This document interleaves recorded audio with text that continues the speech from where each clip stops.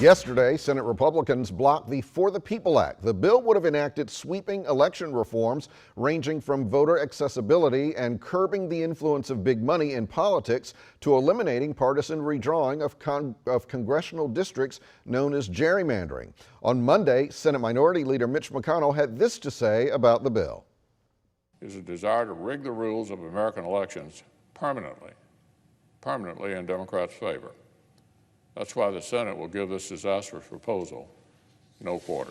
Georgia Democratic Senator Raphael Warnock said Tuesday, quote, "What could be more hypocritical and cynical than invoking minority rights in the Senate as a pretext for preventing debate about how to preserve minority rights in the society?"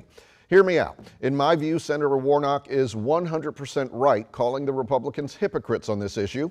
Republican senators claim that the law would infringe on states' rights, but those same Republicans are trying to restrict voting rights in several states in a desperate attempt to maintain power despite being in the minority. It's disingenuous and it's wrong.